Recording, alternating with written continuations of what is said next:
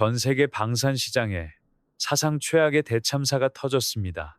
그 콧대 높던 독일 전차와 유럽의 자존심들이 지금 스스로 파놓은 오만의 무덤에 갇혀 절규하고 있습니다. 수십조 원이 넘던 계약들이 줄줄이 파기되고 방산업계의 거대 공룡이라 불리던 독일마저 폴란드와 호주에게 버림받아 수익성 제로의 벼랑 끝에 몰렸습니다. 이 모든 재앙은 납기일 하나 못 맞추고 5년, 10년을 기다리게 만든 서구권의 게으른 시스템과 잘못된 판단에서 비롯되었습니다. 일각에서는 K방산의 잭팟을 그저 가성비 좋은 대안이라 깎아내리지만 전 세계의 안보가 한국의 납기 준수에 목을 매는 이 현실을 언제까지 부정할 수 있을까요? 여러분의 생각은 어떻습니까? 이것이 반짝하고 사라질 거품일까요?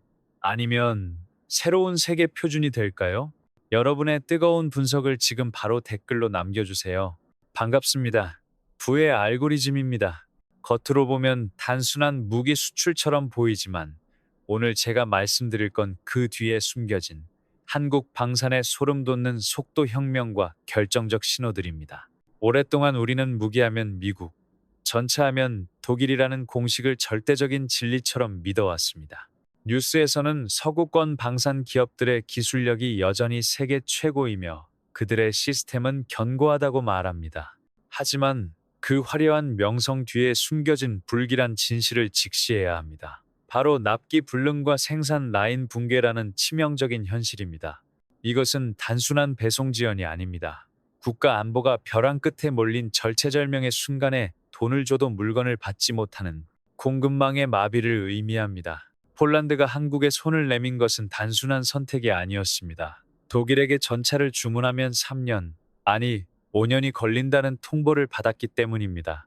전쟁이 코앞인데 5년을 기다리라니요. 이것은 사실상 죽으라는 말과 다름없습니다.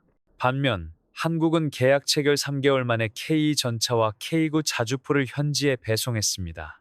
서구권 언론들은 이를 보고 기적이라 불렀지만 이것은 기적이 아닙니다. 서구권 방산 시스템이 얼마나 나태하고 비효율적으로 변했는지를 보여주는 적나라한 증거일 뿐입니다. 우리가 믿었던 선진국의 방산 시스템은 이미 녹슨 거인이 되어버린 것입니다. 그렇다면 왜 이런 충격적인 격차가 벌어졌을까요? 단순히 한국인들이 부지런해서일까요? 아닙니다. 여기에는 더 근본적이고 구조적인 실패의 메커니즘이 작동하고 있습니다. 그렇다면 왜 기술 강국이라던 독일과 미국은 생산 라인을 멈춰버렸을까요? 기술이 부족해서일까요? 아닙니다. 이것은 지난 30년간 서구권이 취해 있던 평화의 달콤한 독이 만든 비극적인 결과입니다. 냉전이 끝나자 그들은 더 이상 전면전은 없다고 자만했습니다. 국방 예산을 삭감하고 전차 공장을 폐쇄하고 숙련된 엔지니어들을 해고했습니다. 그 결과 방산 생태계 자체가 고사 상태에 빠진 것입니다. 지금 당장 공장을 돌리려 해도 부품을 만들 하청업체가 사라졌고 용접을 할 기술자가 없습니다. 최첨단 설계도는 있지만 그것을 찍어낼 손발이 잘려나간 셈입니다. 독일이 전차 50대를 만드는데 수년이 걸리는 이유는 이제 그들에게 전차 생산은 대량 생산이 아닌 수공예가 되어버렸기 때문입니다. 반면 한국은 달랐습니다. 휴전 국가라는 특수한 상황 때문에 우리는 단 한순간도 생산 엔진을 끄지 않았습니다.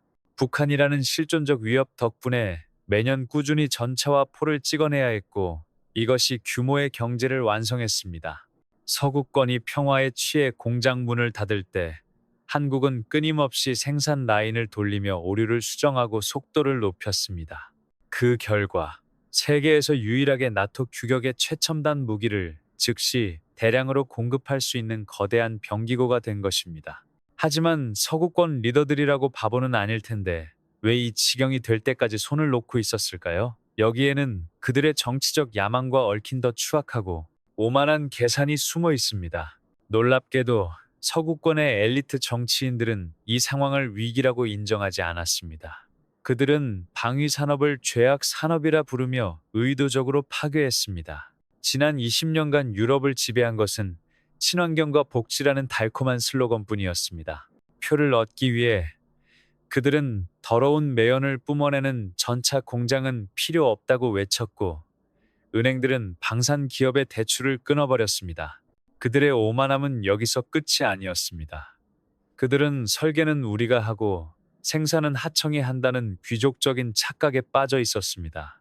제조와 생산은 인건비 싼 아시아 국가들이나 하는 천한 일로 치부했고 자신들은 고상하게 책상에 앉아 기술 특허료나 챙기려 했습니다. 그 결과 제조업의 뿌리가 송두리째 뽑혀나갔습니다.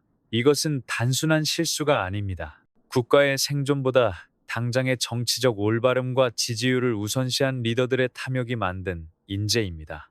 반면 한국을 보십시오. 우리는 소위 선진국들이 더럽고 위험하다며 기피할 때 묵묵히 용접 불꽃을 튀기며 공장을 지켰습니다. 정부와 기업이 한몸이 되어 방산 기술을 국산화했고 엔지니어들을 영웅으로 대우했습니다. 서구권이 우리를 하청 공장이라 비웃을 때 우리는 그 공장을 첨단 요새로 진화시켰습니다. 이제 와서야 다급해진 유럽이 한국에 손을 내미는 것은 그들이 버린 제조업의 가치가 얼마나 위대한지를 뒤늦게 깨달았기 때문입니다. 그들이 쫓던 화려한 금융과 서비스업은 포탄 하나 막아주지 못하지만 우리가 지켜온 제조업은 국가를 지킵니다. 그렇다면 이 오만한 정치인들의 도박이 실패했을 때 과연 그 대가는 누가 치르게 될까요? 안타깝게도 고통은 그들의 몫이 아닙니다. 결국 이 오만한 정치인들이 저지른 실수의 대가는 고스란히 최전선의 병사들과 무고한 시민들에게 돌아갑니다. 지금 이 순간에도 우크라이나와 동유럽의 병사들은 도착하지 않는 독일제 전차를 기다리며 부족한 포탄을 아끼기 위해 피눈물을 흘리고 있습니다. 5년 뒤에 무기를 주겠다는 서구권의 약속은 지금 당장 적의 포화 속에 있는 그들에게는 희망 고문일 뿐입니다. 안보를 등한시한 대가는 결국 국민들의 생명이라는 가장 비싼 이자로 되돌아온 것입니다. 하지만 절망적인 그 순간 구원투수처럼 등장한 것이 바로 메이드 인 코리아였습니다. 한국이 보낸 무기들은 단순한 강철 덩어리가 아니었습니다. 그것은 누군가의 아버지를 살리고 누군가의 아이들을 지키는 생명의 방패였습니다. 폴란드 국민들이 K2 전차가 도착했을 때 환호하고 노르웨이 장군들이 K9 자주포의 성능에 경례를 붙이는 이유는 단순합니다. 위기의 순간에 자신들을 지켜줄 수 있는 유일한 친구가 바로 한국이었기 때문입니다. 우리는 기억해야 합니다. 평화는 화려한 언변이나 서류 조각으로 지켜지는 것이 아닙니다. 땀 흘려 돌아가는 공장, 끊임없이 쏟아지는 포탄, 그리고 언제든 싸울 준비가 된 압도적인 힘만이 평화를 보장합니다.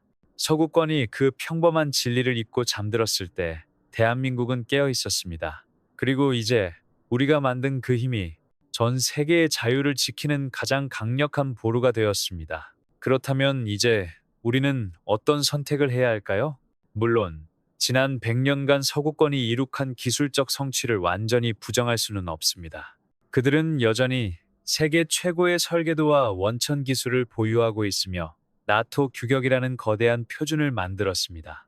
하지만 우리는 이 시점에서 반드시 물어야 합니다. 그 화려한 설계도를 얻기 위해 그들이 치른 대가는 과연 무엇인가? 라는 질문입니다.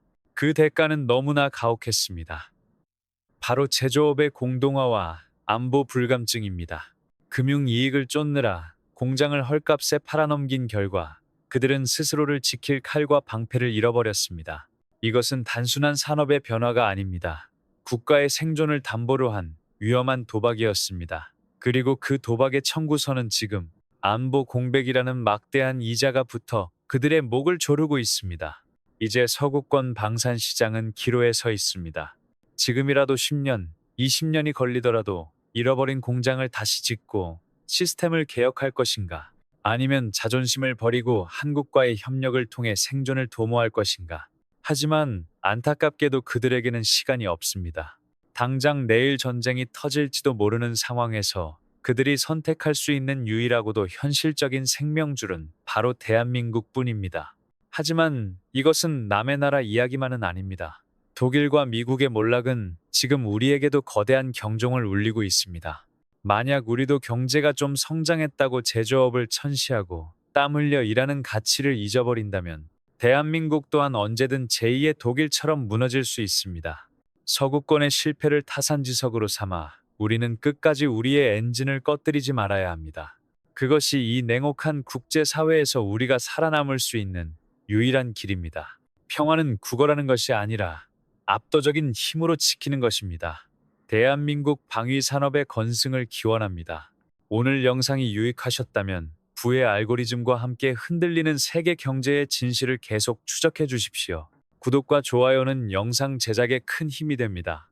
시청해 주셔서 감사합니다.